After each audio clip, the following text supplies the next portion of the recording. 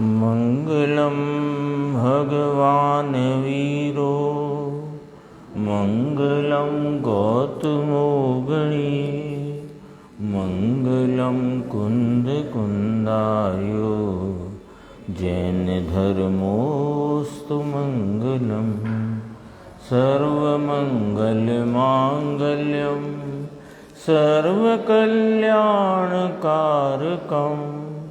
प्रधानम सर्वधर्माणां जैनम जयतु शासनम सहजानंद चैतन्य प्रकाशाय महीयसे नमो अनेकांत विश्रांति महिमने परमात्मने। आचार्य कुंद कुंद देव द्वारा रचित पंचास्तिकाय संग्रह नाम का ग्रंथ है और इसकी 141वीं गाथा में पाप के संबर का वर्णन किया।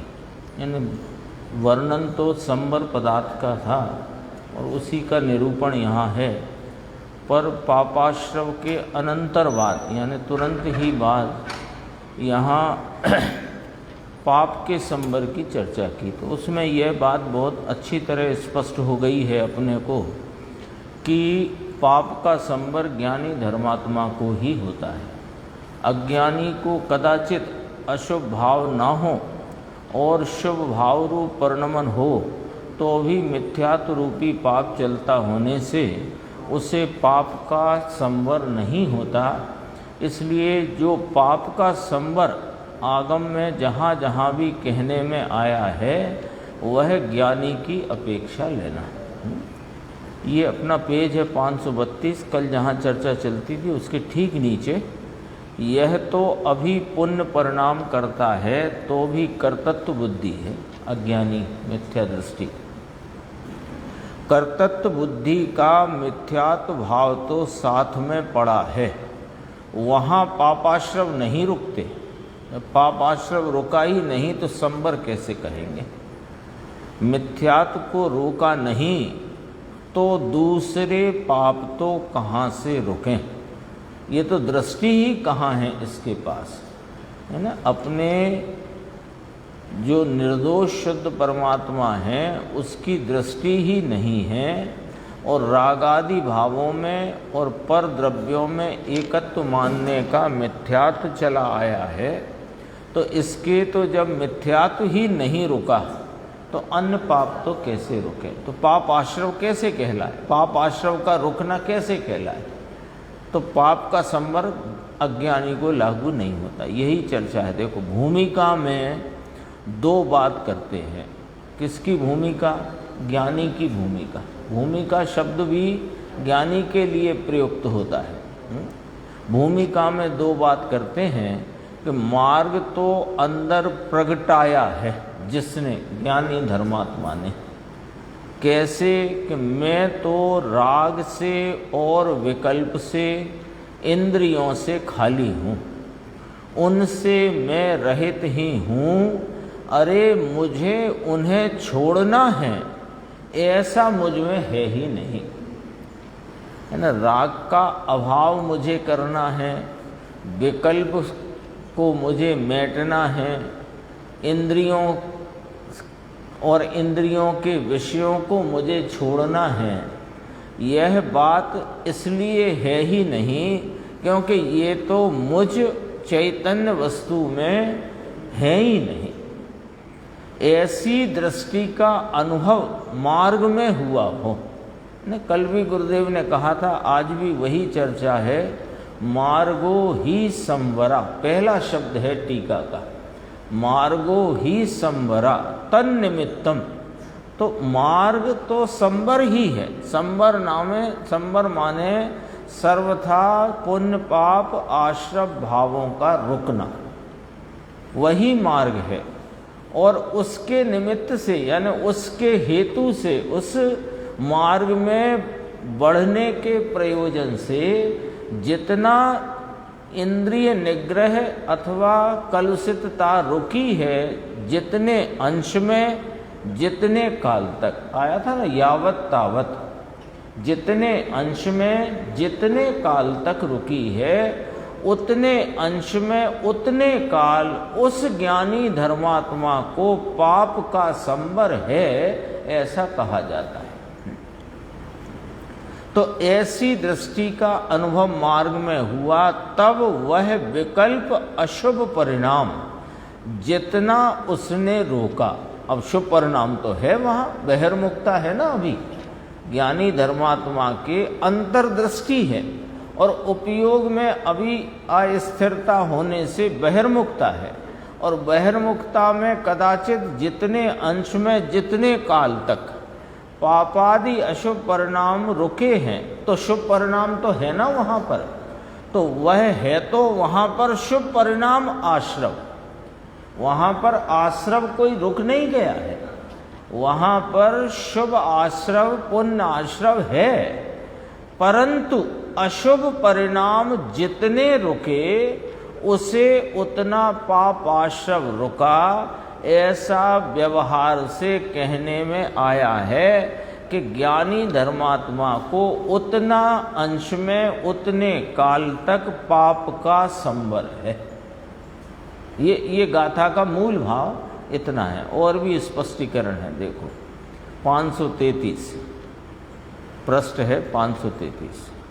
इंद्रिय कौन, इंद्रिय निग्रह की बात आई थी ना, इंद्रिय कौन, वे तो जड़ हैं पर हैं। भाव इंद्रिय में जरा रुकता था, वह जहाँ पाप परिणाम हटकर छूटे उतना अतीन्द्रिय आनंद की ओर झुका है और विकल्प शुभ का है, वहाँ अशुभ पाप रुक गए हैं। ये समझना, पंक्ति थोड़ी सी बारीकी की बात है इसमें। ये है ना ऊपर से मिलाएंगे। देखो, ज्ञान की नज़र से ख्याल में आए ऐसा मार्ग है। नज़र तो ज्ञान की है या आँख की है? आँख तो इंद्रिय है, नज़र तो ज्ञान की है। वस्तु तो दोपहर में जो कही थी वही चीज़ है, परंतु वहाँ जरा चारित्र में न्यूनता है, अल्पता है, स्थिरता नहीं है, और स्वरूप की तो दृष्टि बराबर अपोहक में हूँ। ये अपोहक स्वरूप, अपोहक शब्द लिया यहाँ पर। ये गाथा, ये 356 से 365 नंबर की गाथा अपने समय सारजी परमागम में कलई वाली जो गाथाएं है ना, उसमें ये अपोहक शब्द का प्रयोग किया। अब अपोहक माने उनके तो त्याग रूप ही हूं मैं, तो स्वरूप की तो दृष्टि बराबर अपोहक स्वरूप में हूं। उन सब भावों से तो अभी पीछे पड़ा ना अपन, इंद्रियां तो जड़ हैं पर हैं, और रागादि भाव मेरे में है ही नहीं, तो उनका क्या मैं त्याग करूं? तो कहा कि पर का त्याग करूं, वह मेरी चीज में है ही नहीं। इंद्रिय का निग्रह करूं, वह भी मेरी चीज में नहीं। ना तो इंद्रियों के विषय मेरी चीज में, न वे विषयों को जानते काल में जो जड़ इंद्रियों का अवलंबन निमित्त रूप है, न वे मेरी चीज में। जैसे ये वस्त्र लाल कलर का है, ऐसा जानने में आया। तो जानना तो काय से हुआ है कि अपनी सामर्थ्य से, उस समय के परिणाम से। उस समय ज्ञान स्वभाव है ना, स्वभाव को नहीं भूलना है। ये लाल वस्त्र यहाँ बिछा हुआ है, ऐसा जानने में आया। तो जानने में आया तो काय से जाना इसने, कि इसने जाना अपने ज्ञान स्वभाव से। तो स्वभाव तो इसका सदैव जानन रूपता से विद्यमान है, ठीक है। उस स्वभाव के परिणमन में जाना गया क्या, ये लाल वस्त्र, ठीक है। तो लाल वस्त्र को यहाँ कहाँ रखेंगे कि इंद्रिय के विषयभूत पदार्थ में, और ये लाल वस्त्र संबंधी जानना हुआ, उसमें ये चक्षु इंद्रिय का अवलंबन निमित्त है। और भावेंद्रिय खंड खंड रूप से जो परिणमित ज्ञान है, उसमें ये जानने में आया है। और जानना हुआ है स्वभाव से। कितने 4 आइटम हो गए इतने से काम में, 4 आइटम हो गए इतने से काम में। ये लाल वस्त्र यहाँ बिछा है, ऐसा जानना हुआ, इसमें 4 हुए। एक लाल वस्त्र वो इंद्रिय का विषयभूत पदार्थ, चक्षु इंद्री का अवलंबन निमित्त उस वस्त्र के जानने रूप परिणमन में, तो वह चक्षु इंद्री, और खंड खंड रूप प्रवर्तित भावेंद्री जिसमें ये उस परिणाम में जाना गया, और एक अपना स्वभाव जो सदा जानने रूप से है। अब अपन इसका ये चार चीजों में कौन मैं हूं कौन मैं नहीं, कि ये जो इंद्री का विषयभूत पदार्थ है ये तो प्रत्यक्ष पर वस्तु है, और चक्षु इंद्री जड़ की रचना ये भी प्रत्यक्ष पर वस्तु है, और भावेंद्री रूप जो खंड खंड ज्ञान है वो मेरा स्वरूप नहीं है ना। पहले ये नक्शा बना लें तो ये लाइन समझ में आएगी अपने। तो वो भावेंद्री रूप परिणमित जो खंड खंड ज्ञान की अवस्था दशा वो मेरा स्वरूप नहीं। मेरा स्वरूप तो त्रिकाल जानन स्वरूप है ना। तो अब इसमें मैं किसका त्याग करूं बोलो। अब ये चार में एक अपना चैतन्य स्वभाव त्रिकाली ज्ञानानंद, इसको जिसकी दृष्टि में है वो किसका त्याग करे बताओ। इंद्री के विषयभूत पदार्थ वे तो स्पष्ट प्रत्यक्ष पर है, चक्षु इंद्री प्रत्यक्ष पर है, खंड खंड भावेंद्री वो मेरा स्वरूप नहीं, और जो मेरा स्वरूप है वह मैं छोड़ सकता नहीं, है ना। ये तो कलश 264 समयसार कलश 264 में कहा कि ज्ञान मात्रम, ये जो ज्ञान मात्र वस्तु है ये अपने स्वभाव को कभी छोड़ती ही नहीं, ये नहीं छोड़ती। भले पर्यायों में कितने ही मेचक पने को प्राप्त हो पर ये नहीं छोड़ती अपने स्वरूप को। तो जो स्वरूप को छोड़ता नहीं वो क्या छोड़े, और जो छूटा हुआ है उसे क्या छोड़े। लॉजिक आया ना ख्याल में। अब देखो, पर का त्याग करूं वो मेरी चीज में है ही नहीं। इंद्री का निग्रह करूं, इंद्री भी जड़ है, उसका क्या निग्रह और उसके विषय को क्या छोड़ना। इंद्रिय कौन, अब यहां से देखना, वह तो जड़ है पर है, और जरा भाव इंद्री में रुकता था, भाव इंद्री में रुकता था। कौन, इसका उपयोग जो बहिर्मुख रूप से प्रवर्तित है वहाँ इंद्री के विषयभूत मूर्तिक पदार्थ संबंधी जानने में लगा हुआ उपयोग। विषय तो अलग, चक्षु इंद्री अलग, अब जो उपयोग का परिणमन वो भावेंद्री रूप, उस भावेंद्री रूप परिणमन में जो विषय जानने में आया तो वहाँ जो कुछ भी इष्टता अनिष्टता का भाव हुआ उसमें ये रुकता था कि ये मैं हूँ, वो अज्ञान था। अब आसक्ति से जो परिणाम आया है तो उतना उसका वहां पर आसक्ति रूप परिणमन है, लेकिन वहां स्वभाव मेरा चैतन्य इन सब से, तीनों से, भावेंद्री से, द्रवेंद्री से और इंद्री के विषयभूत पदार्थ से, वह तो न्यारा ऐसे का ऐसा विराजमान है ना। तो वहां पर जो भावेंद्री में परिणमन था वहां पर पाप परिणाम यानी अशुभ अप्रशस्त विषयों में नहीं लगा, तो उतना वो छूटा है और अतीन्द्रिय आनंद की ओर झुका है, अभी लगा नहीं है उपयोग। झुका है माने कि उस तरफ का की महिमा में है, उस तरफ की ढलान में है, क्योंकि जब अशुभ से हटा है और देवगुरु शास्त्र अथवा अपने शुद्धात्म तत्व के चिंतन में है, क्योंकि ये तो ज्ञानी की बात है ना, तो शुद्धात्म तत्व की ओर झुका है, तो झुका है अभी शुभ परिणाम है वहां पर, क्योंकि उपयोग ने अभी चैतन्य परमात्म तत्व को विषय नहीं किया, लेकिन अशुभ में या अशुभ के जो अप्रशस्त निमित्त हैं उनसे हटा है, तो उनसे हटा है तो शुभ परिणाम खड़ा है। ये ऊपर भी पढ़ा था अपन ने, देखो वह विकल्प अशुभ परिणाम जितना उसने रोका तो शुभ परिणाम तो है ना, क्योंकि अशुभ से रुका है, शुद्ध हुआ नहीं है तो क्या है, लॉजिक है। अशुभ से हट गया है, अशुभ परिणाम नहीं है परिणति में, और शुद्ध है नहीं तो क्या है कि शुभ परिणाम है। नियम समझ में आ गया ना बात लॉजिक से। तो जो शुभ परिणाम है वहां अशुभ पाप रुक गए हैं, क्योंकि पांचवें गुण स्थान में चौथे में अभी तो अशुभ पहले घटाता है ना, माने घटते हैं ना, कहेंगे घटाता है, वास्तव में घटते हैं। चौथे में अशुभ है पर घटता हुआ, पांचवें में भी अशुभ है पर और भी अधिक घटता हुआ है ना, घटता हुआ है। तो फिर घटता हुआ है और शुद्ध नहीं है तो शुभ तो होता है ना, होता है ना। चौथे पांचवें गुण स्थान में दया दान भक्ति का शुभ, छठवा क्यों नहीं लिया? यहाँ अशुभ के संपर्क, वो अशुभ के रोकने की बात चल रही है ना, उसकी चर्चा यूँ नहीं ली, क्योंकि छठवें की भूमिका में अशुभ नहीं। गुरुदेव ने कहा था दो भूमिकाएं, भूमिका में दो बात करते हैं, तो दो बात चौथे की और पांचवें की। चौथे में अशुभ है, खाना कमाना भोगना इत्यादि, पांचवें में भी है, उससे थोड़ा कम है, स्थिरता बढ़ गई है। तो शुभ तो होता है ना दया दान भक्ति का शुभ भाव। तो उसने पूछा मुमुक्षु ने कि एक साथ छूट जाए तो, कि छूट जाए तो केवल ज्ञान हो जाए,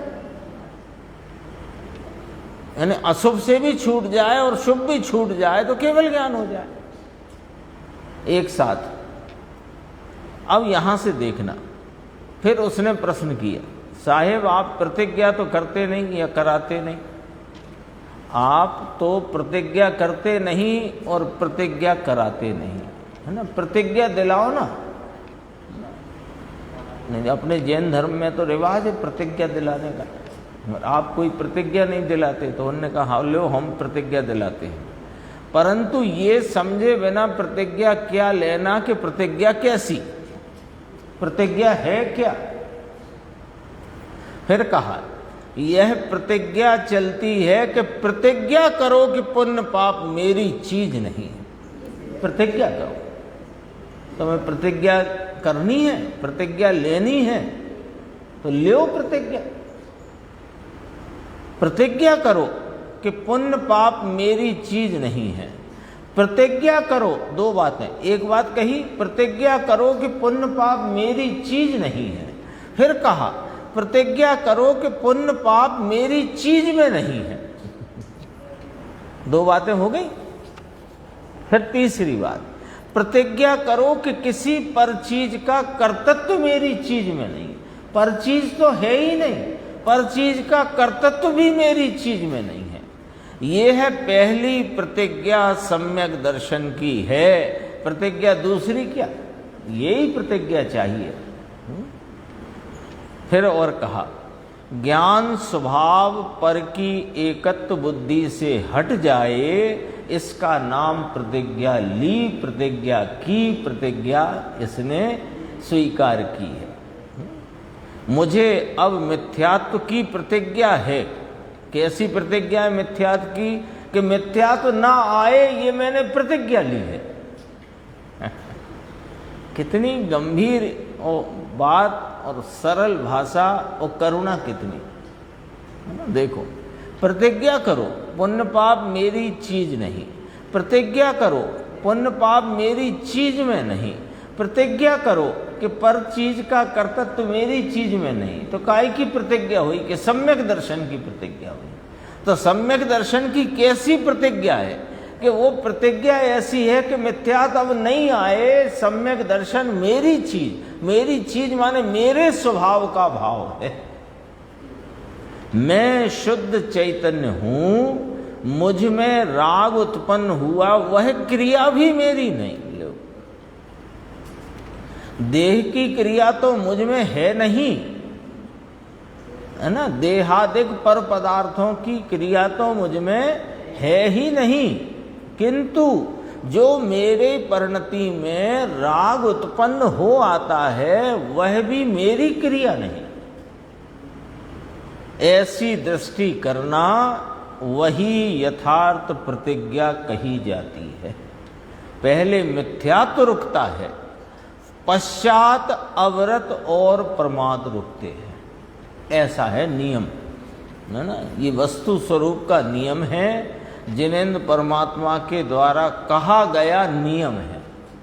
एक जगह तो छेड़ाला में गुरुदेव श्री ने ये कहा, शायद दूसरी ढाल की 13वीं 14वीं गाथा है, वहाँ ये कहा कि सम्यक दर्शन प्रकट किए बिना मिथ्यात्व अवस्था में जो कोई व्रतादिक अंगीकार करता है और व्रतादिक में प्रवृत्त होता है वह ग्रहीत मिथ्या चारित्र है। बोलो अभी है ग्रहीत, ग्रहीत क्यों, सुनो उसका भी है। जो अग्रहीत को पुष्ट करे उसका नाम ग्रहीत मिथ्याचार। मिथ्यात्व है ना, ग्रहीत मिथ्यात्व की क्या व्याख्या है? जो अग्रहीत मिथ्यात्व को पुष्ट करे वह ग्रहीत मिथ्यात्व है। तो इसने क्या किया कि तुम्हारे इस अपने स्वरूप के भान बिना, निर्णय बिना, उसकी दृष्टि और श्रद्धान के बिना तुमने जो व्रतादिक अंगीकार किए सो अज्ञानी कोई कार्य व्रतादिक का उपादेय दृष्टि बिना नहीं करता, उपादेयता रखकर ही करता है। तो उसने जो तुमने व्रतादिक रूप कषाय की मंदता में उपादेयता रखी, तो वह उपादेयता ने जो अग्रहीत मिथ्यात्व अनादि का था राग में एकत्व का, उसको पुष्ट किया है, इसलिए ग्रहीत है। ये छेटाला के प्रवचन में है गुरुदेव श्री के, दूसरी ढाल का 13वां है या 14वां पद है उसके प्रवचन में। पहले मिथ्यात्व रुकता है, पश्चात अविरत और प्रमाद रुकते हैं। यानी मिथ्यात्व तो गया नहीं और व्रती हो जाए ऐसी कोई व्यवस्था नहीं है वस्तु स्वरूपी। मोक्ष मार्ग में ऐसी कोई व्यवस्था ही नहीं। मिथ्यात्व रुके बिना अविरत और प्रमाद कहाँ से रुकेगा? प्रश्नवाचक, बोलो। मिथ्यात्व रुका नहीं तो अविरत और प्रमाद कहाँ से रुकेगा? इसीलिए तो ये पहला शब्द लिया है। कोई ऐसा ले ले कि ठीक हम तो इंद्रिय निरोध करते हैं, इंद्रियों का निग्रह करते हैं, मंद कषाय में प्रवर्तते हैं, चित्त की कलुषितता भी नहीं है, तो फिर हमारे उतना तो पाप का संबर हो गया कि रुको भाई साहब, अभी मिथ्यात्व का पाप आश्रव तो चला आ रहा है ना, तो तुम्हारे संबर कहाँ से आया? और चर्चा है थोड़ी, 535 पेज, यानी एक डेढ़ पेज आगे बढ़ के देखो। वहाँ तो मूल मार्ग है ना, मूल टीका आचार्य अमृतचंद्र देव की, उसमें पहला शब्द लिखा मार्गो ही संबरा, है ना। फिर आगे का देखो, वहाँ तो मूल मार्ग है ना, फिर आगे का शब्द टीका का, या तो संस्कृत की निकाल के देख सकते हो, है ना। पाठ में कहा है ना तन निमित्त संबर तन निमित्तम इंद्रियाणी, ऐसा कहा ना। ये हेतु संबर के हेतु से, यानी मोक्ष मार्ग के हेतु से, हेतु नाम प्रयोजन से, भाव आश्रव भाव पाप आश्रव का रुकना हुआ तथा कसायों के अभाव और अंदर स्थिर होने के लिए, हाँ, कसायों के, अज्ञानी अकेले अज्ञानी मिथ्या दृष्टि जो कसाय को अपना मानता है, लो, अज्ञानी मिथ्या दृष्टि कषाय को अपना मानता है, ये कैसे कहते हो? कि वो कषाय की मंदता में लाभ मानता है तो कषाय को अपना मानता है ना। जो जिसमें लाभ मानता है उसमें एकत्व रखता है। ये भी एक कलश में, कलश टीका में पांडे राजमल जी ने अमृतचंद्र आचार्य देव की कलश को खुलासा किया।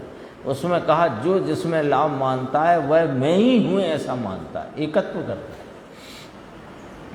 अज्ञानी अकेले अज्ञानी मिथ्या दृष्टि कषायों को अपना मानता है, इंद्रिय को अपनी मानता है। इंद्रिय को अपनी मानता है, इस बारे में कल चर्चा की थी ना, कि इंद्रियों को कैसे, वो तो इंद्रियों के विषयों को छोड़े है कि मैं इंद्रियों के विषयों को छोड़ता हूँ, इंद्रियों का मैं आलम्बन लूंगा ही नहीं, तो इंद्रियां हैं तेरी जो तुझे आलम्बन और छोड़ने की चिंता हो रही है।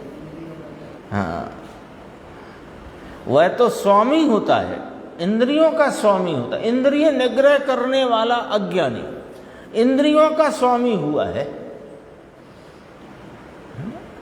क्योंकि जैसे आपको भाव आए कि मैं 21,000 रुपये दान में देता हूँ, तो 21,000 रुपये दान में देने का जो भाव आया है, तो 21,000 रुपये मेरे मान के दिए हैं कि कोई दूसरे के मान के आपने दिए?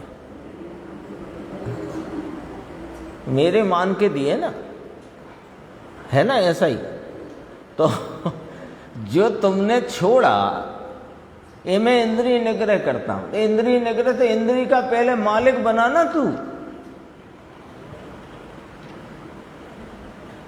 ये दृष्टि का बहुत कमाल है। दृष्टि के यानी सत्य दृष्टि के बिना ये मार्ग में एक कदम भी आगे नहीं बढ़ सकते। ये मामला ही ऐसा है। वस्तु स्वरूप का नियम है, मोक्ष मार्ग का नियम है, सर्वज्ञ परमेश्वर वीतराग का कहा हुआ नियम है। इसमें कोई सिफारिश विफारिश चलती नहीं है ना। स्वामी है, मालिक है, और मालिक है उसे कैसे छोड़े? यानी मालिक कदाचित वस्तु तो छोड़े पर मालिकी ना छोड़े, ये पॉइंट है है ना। जैसे कोई एक बिल्डिंग थी किसी सेठ साहब की, उनने किसी पारमार्थिक कार्य में, चाहे वो किसी रूप में मंदिर में या धर्मशाला में या किसी में दे दी। अब वो वस्तु पे से तो सब कागज पत्तर लिखे हो गए संस्था के नाम से, लेकिन वो मालिकी नहीं छूटी। मैंने दी थी, ये बिल्डिंग अपनी थी, अपन ने उनको दी है, ये मालिकी छूटी क्या? तो मालिकी छूटने की बात है। इंद्रिय निग्रह किया लेकिन मालिकी न छोड़ी, स्वामीपना नहीं छूटा। ये तो स्वामित्व छोड़कर मार्ग का ख्याल जिसको अंदर दृष्टि का आया है, उसको जो जितने अंश में जितने काल तक पाप रूप अशुभ परिणाम का रुकना निग्रह हुआ है, उतने अंश में उतने काल उसको व्यवहार से पाप आश्रव का संबर कहने में आया है। ये है पूरी गाथा का सार। थोड़ा एक पैराग्राफ और है, फिर अगली गाथा पे आते हैं। 536 पूछा है, कुछ छपा नहीं, तो गुरुदेव श्री का जवाब है, पाप आश्रव नहीं, वह तो विचार में है, अपने विचार की श्रेणी में है, कोई भक्ति स्तुति में है, तब तो पाप के परिणाम तीव्र है नहीं। ज्ञानी की बात है, ज्ञानी की बात। अपने विचार की श्रेणी में, शुद्धात्म तत्व के विचार की श्रेणी में, अथवा पंच परमेष्ठियों की भक्ति स्तुति में, तब तो पाप के परिणाम तीव्र हैं ही नहीं। कषाय मंद है, दृष्टि तो स्वभाव के ऊपर है, कषाय के ऊपर नहीं। अज्ञानी की दृष्टि कहाँ है? ऐसा का ऐसा मान लो परिणमन अपन देखें ज्ञानी का और अज्ञानी का, कि ज्ञानी भी जो पंच परमेष्ठी हैं उनकी भक्ति स्तुति गुणानुवाद में लगा हुआ है, और अज्ञानी भी ईमानदारी से, है ना, वह भी पंच परमेष्ठियों के गुणानुवाद भक्ति स्तुति में लगा हुआ है। लेकिन उसकी दृष्टि कहाँ है और इसकी दृष्टि कहाँ है? ज्ञानी की दृष्टि स्वभाव पर है, और कषाय की जो मंदता है वो उससे भिन्न अपने को अनुभव करता हुआ है। और अज्ञानी कषाय की मंदता पर दृष्टि जमी हुई है कि ये मंदता के से मुझे लाभ होगा। दृष्टि का फर्क है पूरा का पूरा। कषाय मंद है, दृष्टि तो स्वभाव के ऊपर है। मंद कषाय भी मैं नहीं, मेरी चीज तो वह है, मुझे तो करना धरना है ही नहीं। देखो पंक्ति में क्या लिखा, स्वभाव में वीर की जागृति चलती है निरंतर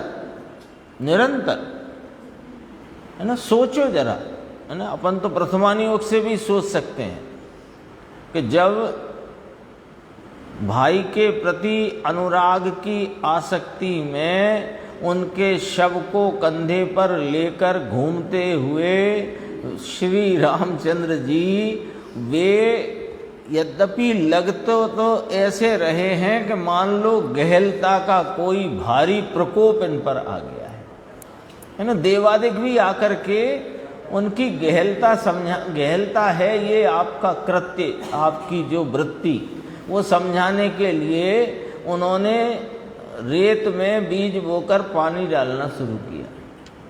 तो उन्हें रामचंद्र जी ने कह दिया कि ये क्या मूर्खता करते हो। लेकिन अभी वो भाई के प्रति के अनुराग की आसक्ति का जोर है, उस काल में भी वीर की जागृति चालू है, ये कहना है देखो। तो अद्भुत होता है मोक्ष का मार्ग। उसमें जो तीव्र पाप परिणाम नहीं हुए, इतने पापाश्रव रुकते हैं, उसे पापाश्रव का संवर कहने में आया है। बस इतनी बात समझ में आया। ये 1 से 41 गाथा हुई। बहुत विस्तार इसमें गुरुदेव ने अच्छे से हर बिंदु से अपने सामने ये। अब जो वास्तविक संवर है उसकी गाथा आई 142। देखो, जस्य न विज्जति रागो दोषो मोहो वसब्दब्बेषु णास्वदीषु हम असुहम समसुह दुःखस् भेकुस्। जिनको न रहता राग द्वेषर मोह सब पर द्रव्य में, आश्रव उन्हें होता नहीं रहते सदा समभाव में। भिक्खु शब्द आया है मूल गाथा में आचार्य कुंद की। भिक्खु नाम मुनि, भिक्षु है ना, भिक्षु नाम मुनि, ऐसा इसमें आएगा अनुवाद। टीका की प्रथम पंक्ति है, यह सामान्य रूप से संवर के स्वरूप का कथन है। सामान्य माने यथार्थ संवर का कथन है। अन्वयार्थ, जिसे सर्व द्रव्यों के प्रति राग द्वेष या मोह नहीं है, उस सम सुख दुख भिक्षु को, यानी सुख दुख के प्रति समभाव वाले मुनि को, शुभ और अशुभ कर्म आश्रवित नहीं होते, इसका नाम संवर है। आश्रव निरोधः संवरः। अब हुआ ना ये, वहाँ तो पाप परिणाम गया लेकिन पुण्य आश्रव चालू था, लेकिन वहाँ पर स्वभाव दृष्टि होने से उतने अंश में उतने काल तक पापों का संवर कहने में आया। लेकिन वो संवर तो वास्तविक ये कहा, सम सुख दुख भिक्षु को, सुख दुख के प्रति संभाव वाले मुनि को शुभ और अशुभ कर्म आश्रवित नहीं होते। देखो, जिसे समग्र पर द्रव्यों के प्रति, समग्र पर द्रव्यों के प्रति राग रूप, द्वेष रूप या मोह रूप भाव नहीं है, उस भिक्षु को नाम मुनि को, जो कि निर्विकार चैतन्य पने के कारण सम सुख दुख है, उसे, सम सुख दुख का नीचे फुटनोट है कि जिसे सुख दुख समान है, ऐसे इष्ट अनिष्ट संयोगों में जिसे हर्ष शोकादि विषम परिणाम नहीं होते, ऐसे। फिर और खुलासा, जिसे राग द्वेष मोह नहीं है, वह मुनि निर्विकार चैतन्यमय है, अर्थात उसका चैतन्य पर्याय में भी विकार रहित है। चैतन्य तो निर्विकारी त्रिकाल है, पर पर्याय में भी विकार रहित है, इसलिए वह मुनिराज सम सुख दुख है, ऐसा उनके लिए शब्द प्रयोग किया। अब वापस आओ टीका पर, जो कि निर्विकार चैतन्य पने के कारण सम सुख दुख हैं, उसे शुभ और अशुभ कर्म का आश्रव नहीं होता, परंतु संवर ही होता है। शुभ का भी आश्रव नहीं, अशुभ का, शुभ कर्म नाम पुण्याश्रव भी नहीं, पापाश्रव भी नहीं, और परंतु क्या हुआ कि संवर ही हुआ। दोनों ही आश्रव रुके, पुण्याश्रव पापाश्रव, तो संवर हुआ। इसलिए यहाँ ऐसा समझना कि मोह राग देश परिणाम का निरोध सो भाव संवर है। अब भाव संवर द्रव्य संवर दोनों समझा देंगे। संवर पदार्थ की व्याख्या है ना, तो देखो मोह राग देश परिणाम कौन है कि अब वापस चलते हैं, समझना है ना अपने को। मोह राग देश का परिणाम जो जीव की पर्याय में होता हुआ विकारी भाव है, वो विकारी भाव के निमित्त से या तो पुण्याश्रव या तो पापाश्रव होता है ना। और अज्ञानी की दशा में मोह मिथ्यात्व का आश्रव, वो भी पापाश्रव है। अब चूंकि संवर तो ज्ञानी की बात है, तो ज्ञानी को लेंगे, मुनिराज को ही लिया यहाँ तो, क्योंकि ज्ञानियों में उत्कृष्ट ज्ञानी की बात करना हो, उत्कृष्ट मोक्ष मार्गी की बात करना हो, तो मुनिराज की बात करते हैं। और ऐसा नियम है, कथन की शैली का ऐसा नियम है कि जब उत्कृष्ट कह दिया तो फिर जघन्य उसमें समा जाता है। ऐसा कथन की शैली का नियम है ना। अपन कहना कि हमारा किला तो ऐसा बंद है कि मक्खी भी प्रवेश न कर सके, तो इतना कह दिया तो इसमें सब आ गया ना। तो दुश्मन भी प्रवेश नहीं कर सकता जब मक्खी ही प्रवेश नहीं कर सकती। तो ऐसे कथन की शैली का ऐसा हिसाब है। तो यहाँ मुनिराज को लिया। अब देखो मोह राग देश का परिणाम क्या है कि उसका निमित्त पाकर द्रव्य पुण्याश्रव और भाव पुण्याश्रव होते हैं, है ना।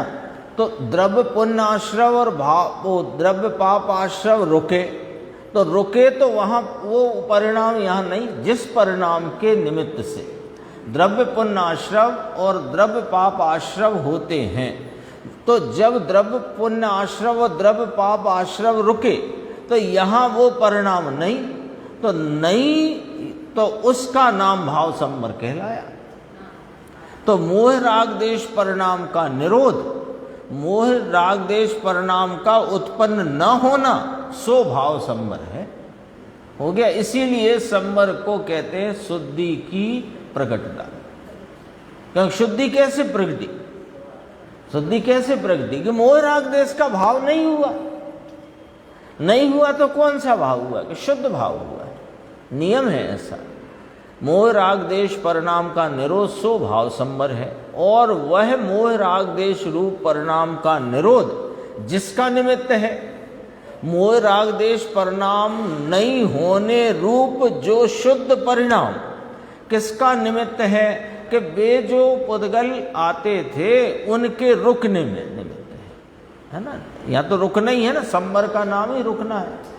ऐसा जो योग द्वारा प्रविष्ट होने वाले पुद्गलों के शुभ अशुभ कर्म परिणाम का, शुभ अशुभ कर्म रूप परिणाम का निरोध सो द्रव्य संवर है। ये कौन से कर्म है? ये पुद्गल है ना। पीछे शब्द भी डला है, नहीं डला है? हाँ डला है ना। पुद्गलों योग द्वारा प्रविष्ट होने वाले पहले हो रहे थे।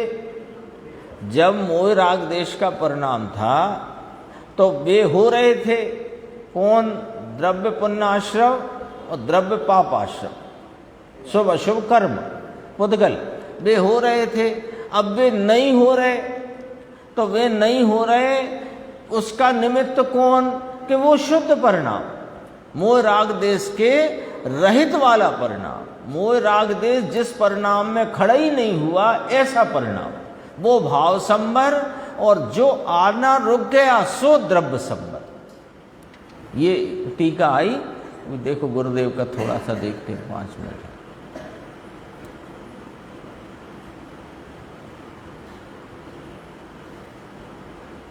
निशान तो लगाए थे, शायद सेव नहीं कर पाया। चलो यहीं से पढ़ते हैं। यह सामान्य रूप से संवर के स्वरूप का कथन है। सामान्य अर्थात पाप को रोकना या पुण्य का आना, ऐसा कुछ नहीं है ना। वो पहले था पाप का रुकना और पुण्य का आना। यहाँ सामान्य माने पाप रुका और पुण्य आया, ऐसा नहीं। पाप भी रुका, पुण्य भी रुका, परंतु दोनों का ना आना। पुण्य पाप के दोनों विकल्प हैं, दोनों का ना आना, अकेले आत्मा की ओर का संवर, उसकी व्याख्या है। जिसे समग्र पर द्रव्यों के प्रति राग रूप, देखो भाषा कैसी ली है, कारण लिया है, कारण पर द्रव्य को कारण लिया। कैसा कारण लिया ये समझना कि जितना पर द्रव्य के ऊपर लक्ष्य है, उपयोग स्वरूप है ना आत्मा, तो उपयोग के लक्ष्य की दो ही दिशा है, एक स्वयं सन्मुखता, एक पर सन्मुखता, है ना।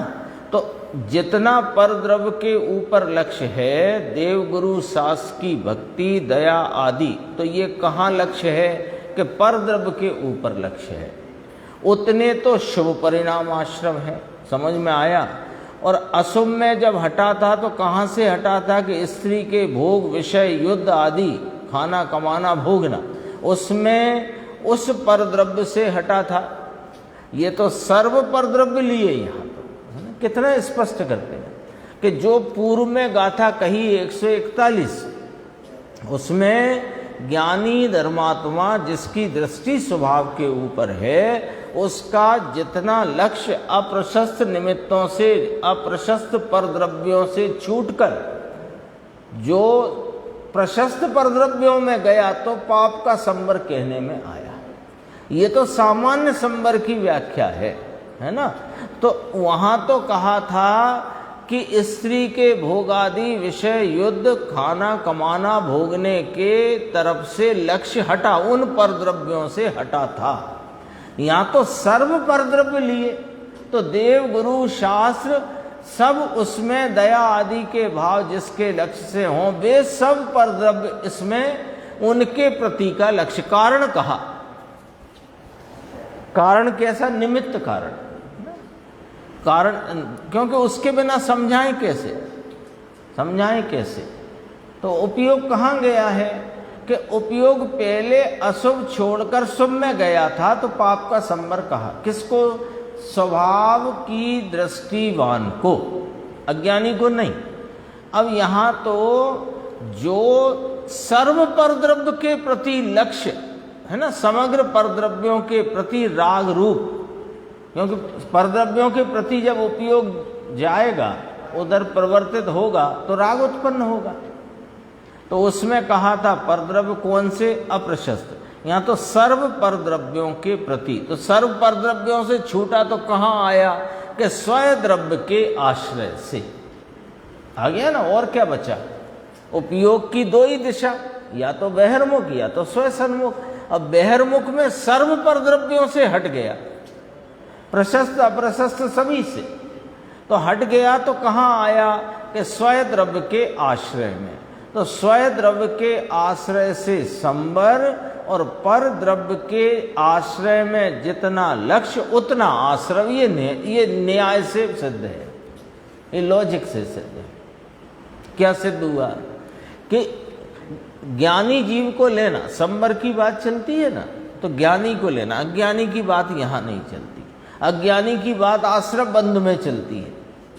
आश्रय बंध की व्याख्या करें तो वहाँ अज्ञानी की बात चलती है। यहाँ तो ज्ञानी की बात ली, तो ज्ञानी के सीधा हिसाब, ये ज्ञानी जिसने अपने वर्तमान उपयोग को उपयोग स्वरूप आत्मा में जोड़ा है, उसका श्रद्धानी है, उसका जितना परद्रव्य का आश्रय है उतना आश्रव है, और जितना स्वयद्रव्य का आश्रय है उतना संवर है।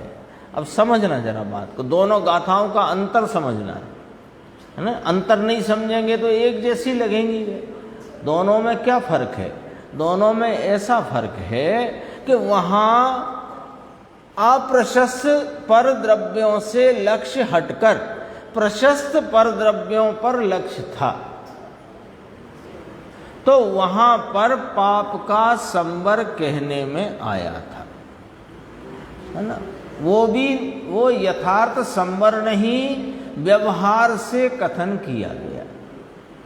अब यहाँ तो कहते हैं कि सर्व पर द्रव्य से हटा, तो अब कहाँ जाएगा? उपयोग की तो बहिर्मुखता में दो दिशा, लेकिन वास्तविकता देखो तो दो ही दिशा, या तो बहिर्मुखता या कि स्वसन्मुखता।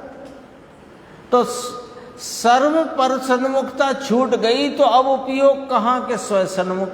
तो अब नियम आ गया कि पर सन्मुखता में प्रवर्तित उपयोग में जितना लक्ष्य रूप भाव है उपयोग का, उतना वहाँ आश्रव है, और जितना स्वसन्मुखता रूप भाव है उतना संवर है। वहाँ अशुभ और शुभ में घटित किया था, यहाँ शुभ अशुभ सभी से हटा है और स्वसन्मुख हुआ है, उसको संवर कहा गया है। सर्व द्रव्येषु लेने का क्या हेतु है ना? गुरुदेव कहते हैं, है ना, कोई जब कहता है कि हमें साहब अभी समझ में नहीं आया, तो गुरुदेव कहते हैं हम भी 2-4 बार लिए बिना छोड़ेंगे भी नहीं, आप चिंता मत करो। सर्व द्रव्येषु ऐसा शब्द लिया है ना टीका में, इसका हेतु क्या क्या क्या प्रयोजन? कि भगवान आत्मा सर्व प्रशस्त या अप्रशस्त पर द्रव्य का लक्ष्य छोड़कर अपने लक्ष्य में आत्मा लिया है, उसमें स्थिर हो जाए, वह सामान्य संवर है, नाम यथार्थ वास्तविक संवर है। उसे पुण्य और पाप दोनों ही नहीं आते। अब यहाँ तो अभी सर्व परद्रव्यों में से रोके उसे कहते हैं। वे कहें नव तत्व परद्रव्य हैं, और परद्रव्य की श्रद्धा वह सम्यक दर्शन चौथे गुण स्थान की श्रद्धा है। अरे भगवान कहाँ से कहाँ ले आए बात को? कहते ना कि देवगुरु सास की श्रद्धा है और 7 तत्वों की श्रद्धा है, तो सम्यक दर्शन हो गया, जाओ चौथा गुण स्थान हो गया। कहाँ से आ गया? कैसे हो गया? कैसे हो गया? चौथा गुण स्थान तो तब हो कि जब स्वद्रव्य की श्रद्धा पूर्वक पुण्य पाप दोनों आश्रम रुके। अभी तो तुम्हारे देवगुरु सास की श्रद्धा में कदाचित उतने अंश में उतने काल पाप आश्रम रुका, लेकिन मिथ्यात्व का आश्रम चल रहा है और पुण्य आश्रम चल रहा है। तो सम्यक दर्शन या चौथा गुण स्थान कैसे कह दें? कोई रीति तो कहा है शास्त्रों में, तो कहा है देवगुरु सास की श्रद्धा को व्यवहार सम्यक दर्शन कहते हैं। तो कहीं पूरा पढ़ा नहीं तुमने, है ना? जिसको जो अपने स्वरूप का श्रद्धानी है, उसको देवगुरु सास की जो श्रद्धा का राग है, उस राग को उपचार से व्यवहार सम्यक दर्शन कहने में आया है। पढ़ो तो पूरा पढ़ो।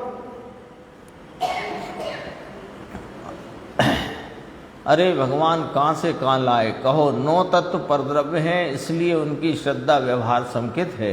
स्वद्रव्य की श्रद्धा ज्ञान तो 13वें में होते हैं, ले सीधे वहीं ले गए। स्वद्रव्य की श्रद्धा ज्ञान 13वें में होते हैं, तो 13वां लाए किसके आश्रय से, सो बता दो, है ना? ये भी तो पॉइंट आएगा कि नहीं आएगा बीच में? 13वां किसके आश्रय से आया? देवगुरु सास के आश्रय से आया, तो वहां तो पुण्य आश्रम लिखा हुआ। तो आश्रम पुण्य आश्रम है तो संवर तो है ही नहीं। और संवर बिना निर्जरा कैसी, और संवर निर्जरा बिना मोक्ष नाम 13वां गुण स्थान कहां से लाए? कोई लॉजिक तो लगाना पड़ेगा ना, कि जिसने जो कह दिया तो हाँ जय नारायण किया, है ना? ये पद्धति अपने सबको छोड़ना पड़ेगी। यदि अपना हित करना है, सच्ची आत्मार्थता यदि अपने अंदर में जागी है, तो ये बात अपने को बहुत सावधानी से अपने अंदर में ये बात समझना पड़ेगी कि जय नारायण अब नहीं चलेगा।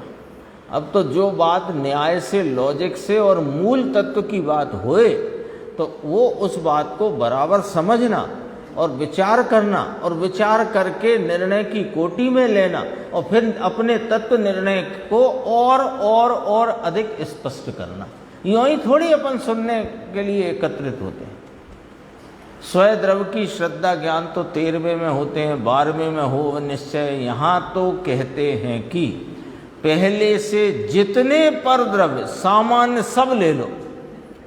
सामान्य कह करके अब कोई विशेष नहीं बचा। प्रशस्त अप्रशस्त का जो विशेष नाम भेद था वो ना रहा, सामान्य। उनका लक्ष्य हटकर अपने एक द्रव्य में लक्ष्य रुचि हो गई, उसका नाम एक द्रव्य आश्रय सम्यक दर्शन है। और यहाँ संवर का जन्म होता है। शेष चर्चा अपन आगे की स्वर